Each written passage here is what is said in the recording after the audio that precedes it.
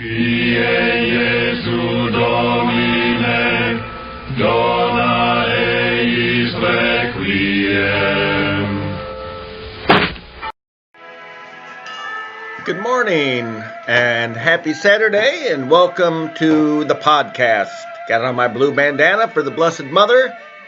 Saturdays are dedicated to her, unless some other saint that's mandatory preempts her. Anyway, that's just a little here or there comment on why the blue bandana. Morricone, is that who I'm listening to? I got this guy that's all these Western soundtracks. You'll recognize some of them coming through the filter. But on this Saturday morning, my question for all of us is, how much of a realist are you? And we equate science with reality, which is perhaps a bias that we have as moderns, that prior to science as reality, we believed religion was reality, especially in the West and what was known as Christendom. We believed religion helped us grasp and understand and navigate our way through reality. And then the scientific revolution came along, and we believed science and philosophy had replaced religion. That's loud. And I would say the Catholic proposal to it is, my own, but I would say the church espouses too, is, all truth is integrated. There's not truth over here and truth over there. Every field has its own gifts and unearthing, or perhaps clarifying what is true about a given thing.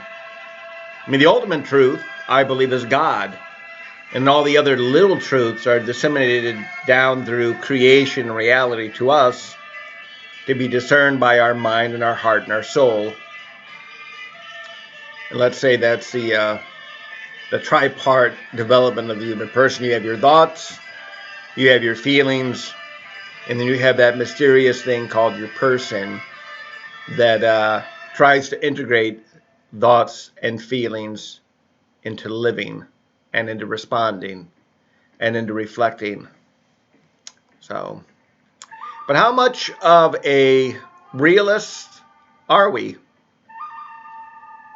I would say the whole point of science and religion is to help us come to terms with reality, to grasp some fundamental facts. Like the most evident and fundamental fact is I am alive. I'm not part of a dream.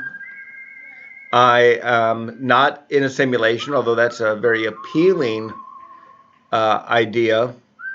And that eventually I will die. So that is the big reality. But then once we get past that hurdle, that I'm alive and I have this life to live, we start asking some basic things about, well, what does it mean to be alive? And perhaps the first question is, if you're a realist, when does life begin? Does life begin when you pass through the birth canal?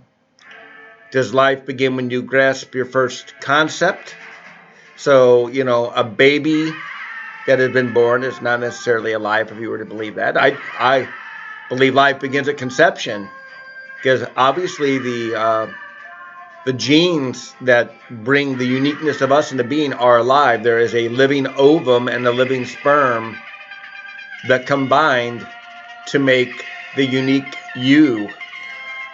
So life begins at conception, although it's not discernible at conception by microscopes and things like that. But a couple conceiving a child does not know the moment they conceive a child. There is no, magic detonation or anything going on. All of a sudden, a month goes by or two, and the mother is aware she is pregnant. Now, maybe some do know the moment conception happens. I don't know. So life begins at birth. And that life is male or female. To believe otherwise is to deny reality. Anyway, more on this later. But yeah, we need to get to basics like this because they're being refuted.